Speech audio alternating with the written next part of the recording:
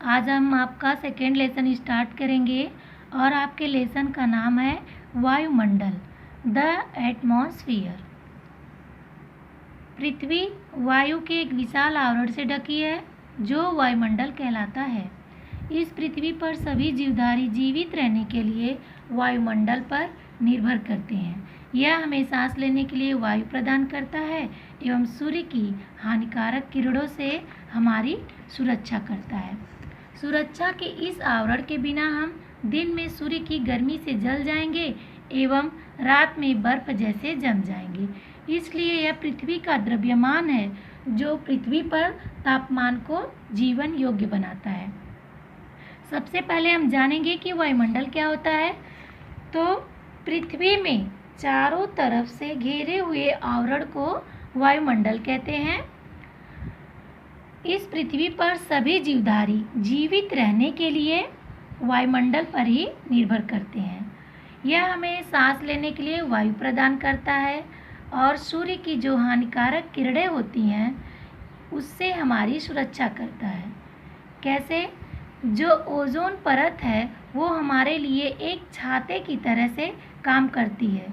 जैसे कि जो सूर्य की हानिकारक किरणें यानी जो पराबैंगनी किरणें होती हैं उससे ओजोन परत हमें बचाता है, यानी कि कवच का काम करता है। अब हम वायुमंडल के संगठन के बारे में पढ़ेंगे। जो हमारे वायुमंडल में विभिन्न गैसों की मात्रा है यानी मिश्रण है उसके बारे में हम जानेंगे, जो कि निम्नलिखित है। पहला है nitrogen 76%, oxygen 21%, carbon dioxide, hydrogen, ozone, helium, organ इत्यादि जो गैसें हैं उनकी मात्रा 1% है। यद्यपि वायु में कार्बन डाइऑक्साइड की प्रतिशतता 0.3 है, परंतु फिर भी यह वायुमंडल का एक महत्वपूर्ण गैस है। पौधे भोजन बनाने के लिए कार्बन डाइऑक्साइड का प्रयोग करते हैं, जैसा कि आप लोग जानते हैं, और ऑक्सीजन गैस को छोड़ते हैं। मनुष्यों एवं अन्य जीवधारियों को सांस लेने व जीवित रहने के लिए ऑक्सीजन की आवश्यकता होती है और ओजोन परत सूर्य की हानिकारक पराबैंगनी किरणों से हमारी सुरक्षा करती है। ये जो ओजोन गैस होती है वो हमें सूर्य की हानिकारक किरणों से बचाती है और ऑक्सीजन गैस हमें जीने के लिए आवश्यक है। और सबसे ज़्यादा वायुमंडल में नाइट्रोजन गैस की मात्रा है जो कि सबसे अधिक है 76%। वायुमंडल की परतों के बारे में पढ़ेंगे। संगठन, तापमान एवं अन्य गुणों के आधार पर पृथ्वी की सतह से आरंभ करके पृथ्वी के वायुमंडल को 5 परतों में विभाजित किया जा सकता है और ये परतें हैं क्षोभमंडल, समतापमंडल, मध्यमंडल, तापमंडल एवं बहिर्मंडल। ये हमारी वायुमंडल की 5 परतें हैं। ये जो पहली परत है इसका नाम है क्षोभमंडल। अब इसके बारे में पढ़ेंगे। यह वायुमंडल की सबसे निचली एवं सबसे महत्वपूर्ण परत होती है और यह हमारी पृथ्वी से 18 किलोमीटर ऊंचाई पर स्थित होती है। और जो मौसम के सारे परिवर्तन होते हैं, मौसम संबंधी जितने भी परिवर्तन होते हैं इसी परत में होते हैं, जैसे मेघों का बनना, बारिश का होना, बिजली का चमकना, सब इसी क्षोभमंडल में होते हैं। इसके बाद समतापमंडल। समताप का अर्थ होता है सम मतलब बराबर और ताप मतलब ऊष्मा या टेम्परेचर। तो यह जो परत होती है यह हमारी पृथ्वी की सतह के ऊपर से 50 किलोमीटर पर होती है और इस मंडल में मौसम संबंधी कोई भी परिवर्तन नहीं होता है और यह जो मंडल होता है यह वायु परिवहन के लिए सबसे सुरक्षित होता है, क्योंकि इसमें वायु के समूह नहीं पाए जाते जिससे हवाई जहाज इसमें सुगमता से उड़ सकते हैं। और इसी परत पर ओजोन परत गैस की एक पट्टी होती है, जैसा कि हमने आपको बताया कि ये हमें सूर्य की हानिकारक पराबैंगनी किरणों से बचाती है।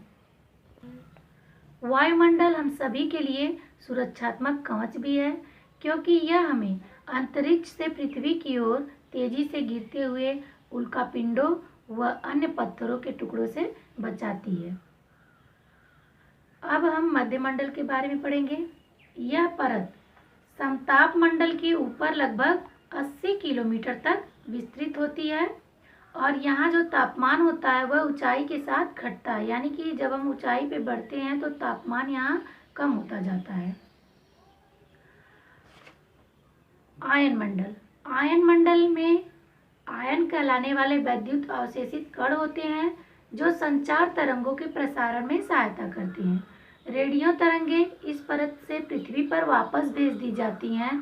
संचार उपग्रह तरंगों को वापस पृथ्वी पर भेजने में सहायता करते हैं, यानी कि रेडियो तरंगें इसी परत में परिवर्तित होती हैं और जो सैटेलाइट होते हैं वो भी इसी परत में होते हैं। इसके बाद आपका अंतिम परत है जो 5वीं परत बहिर्मंडल। यह इस परत की कोई बाहरी सीमा नहीं होती है।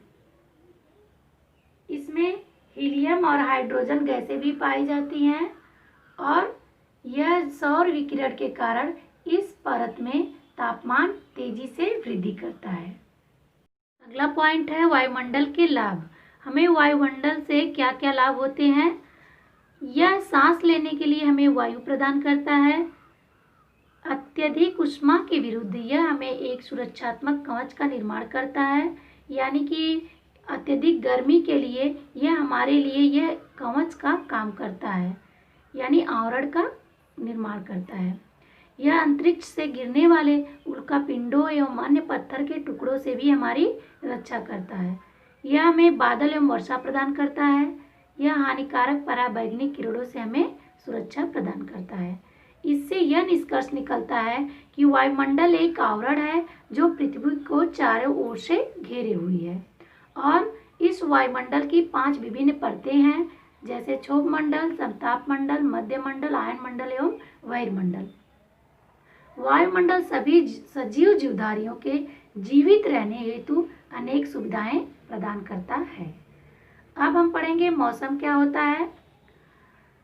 किसी स्थान की किसी विशेष समय पर वायुमंडलीय दशाएं उस स्थान का मौसम कहलाती हैं।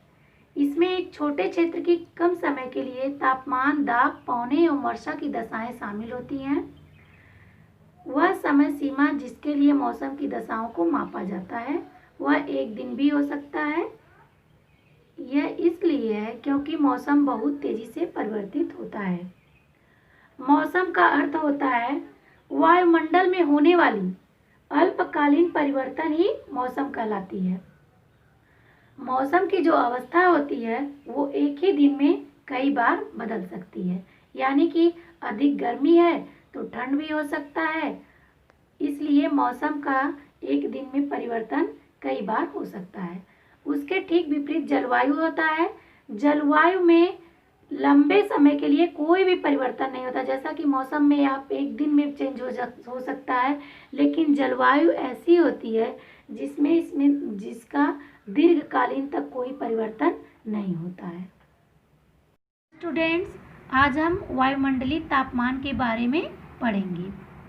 पृथ्वी पर ऊष्मा का प्रमुख स्रोत सूर्य है, यानी कि जो हमारी पृथ्वी पर ऊर्जा आती है वो सूर्य से आती है और सूर्य हमसे लगभग 150 मिलियन मील दूर स्थित है और सूर्य की किरणों को पृथ्वी पर आने में 8 मिनट 20 सेकंड का टाइम लगता है। सूर्य से उत्सर्जित यानी आने वाली जो ऊर्जा होती है विकिरण के रूप में पृथ्वी के धरातल में प्रवेश करती है, यानी कि पृथ्वी के धरातल पर आती है और पृथ्वी की सतह को गर्म करती है। विश्व स्तर में तापमान में भिन्नता पाई जाती है, यानी कि यह तापमान कहीं पर कम होता है, कहीं पर अधिक होता है। पृथ्वी के सभी भागों को ऊष्मा की समान मात्रा नहीं प्राप्त होती है। यह क्यों होता है? क्योंकि जो हमारी पृथ्वी है उस पे जो काल्पनिक रेखाएं खींची गई हैं, जैसे मकर रेखा, आर्कटिक रेखा और कर्क, इन रेखाओं के मध्य में हम पृथ्वी की सतह को 3 विशिष्ट कटिबंधों में बांटे हैं या विभाजित किया गया है। और ये 3 कटिबंध हैं: उष्ण कटिबंध, शीतोष्ण कटिबंध और शीत कटिबंध। अब हम उष्ण कटिबंध के बारे में पढ़ेंगे। उष्ण कटिबंध 2 कटिबंधों के बीच स्थित है, कर्क रेखा व मकर रेखा। 23.5 डिग्री उत्तरी अक्षांश व 23.5 डिग्री दक्षिणी अक्षांश। यह पृथ्वी का सबसे गर्म भाग है, अतः इसका नाम उष्ण है। उष्ण का अर्थ होता है गर्म। यहाँ सूर्य की किरणें जो होती हैं वो सीधी पड़ती हैं और इसके कारण यह पृथ्वी का सबसे गर्म भाग है। आइए हम इस डायग्राम के माध्यम से समझें। ये देखिए, ये हमारी पृथ्वी है और ये उत्तरी ध्रुव है और नीचे दक्षिणी ध्रुव।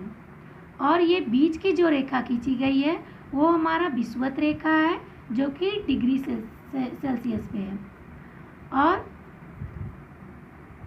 ये 23.5 डिग्री उत्तर की तरफ से और 23.5 डिग्री दक्षिण की तरफ से ये बीच का जो भाग है वो हमारा उष्ण कटिबंध है, जो कि पृथ्वी का सबसे गर्म भाग है।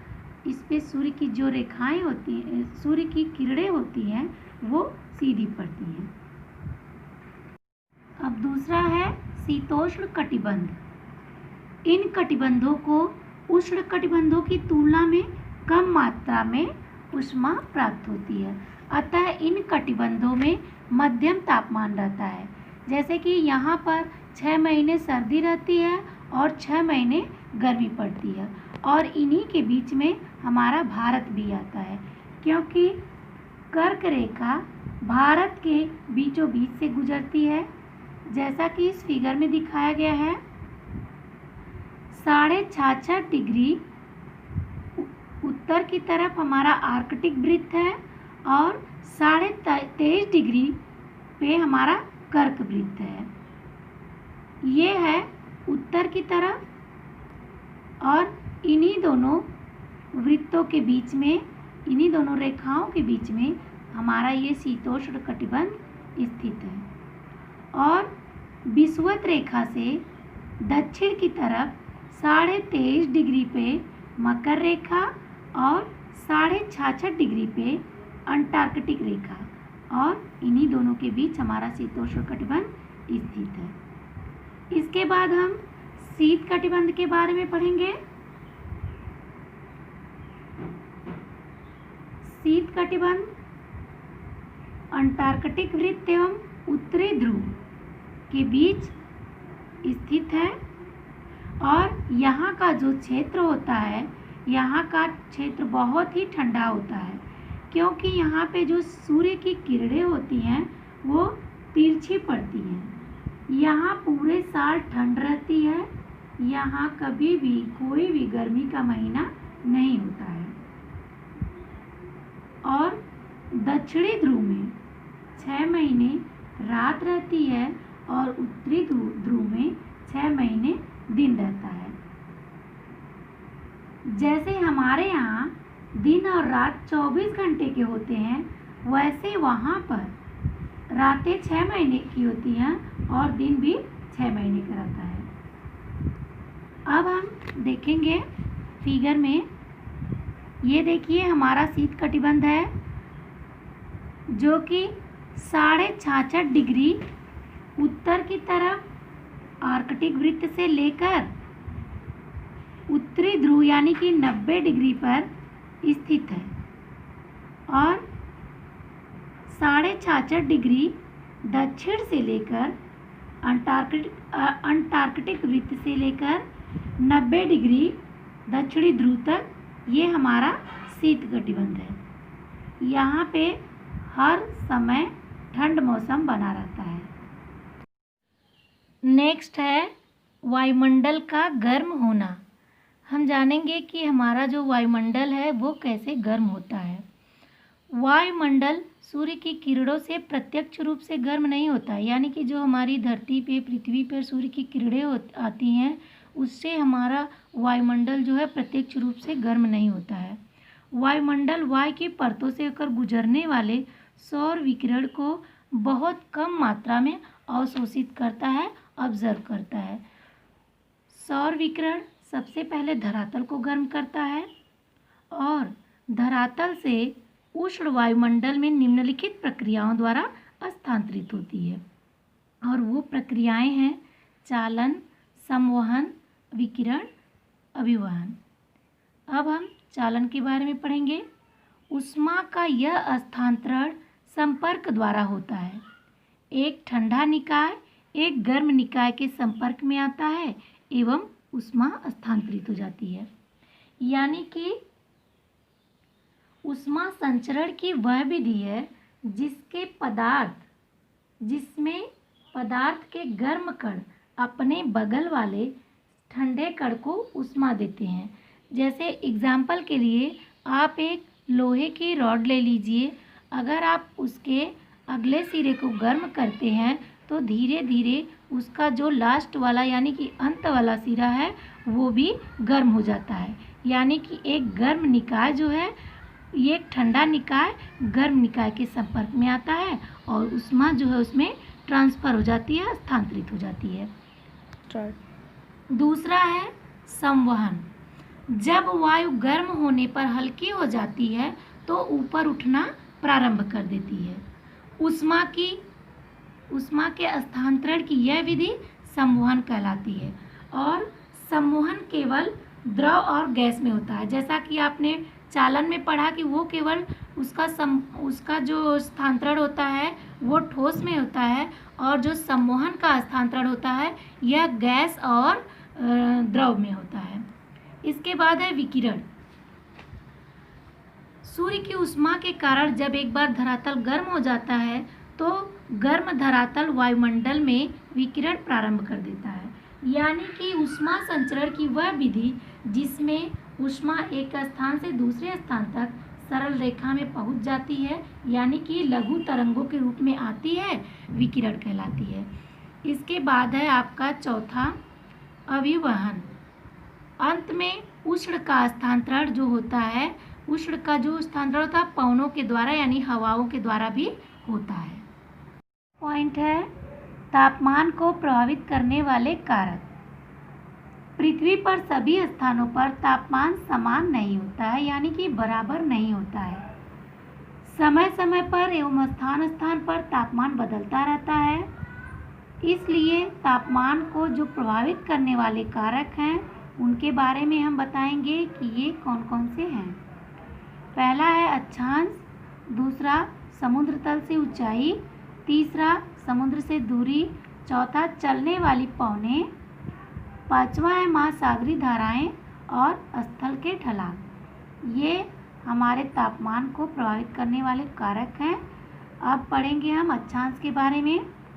अक्षांश जितना ऊंचा होता है तापमान उतना ही कम होता है, क्योंकि विषुवत रेखीय क्षेत्रों में सूर्य तप की जो मात्रा है, सूर्य का जो ताप है वो बहुत ही अधिक होता है, क्योंकि वहाँ वर्ष भर सूर्य की जो किरणें होती हैं वो सीधी पड़ती हैं और विषुवत रेखा से ध्रुवों की ओर बढ़ते हुए तापमानों में क्रमशः कमी होती जाती है, क्योंकि ध्रुवों पर सूर्य की जो किरणें होती हैं वो सदैव तिरछी पड़ने के कारण वहाँ न्यूनतम तापमान रहते हैं, यहाँ यानी कि वहाँ पे ज़्यादा गर्मी नहीं रहती है, वहाँ वर्ष भर मौसम ठंड बने रहते हैं।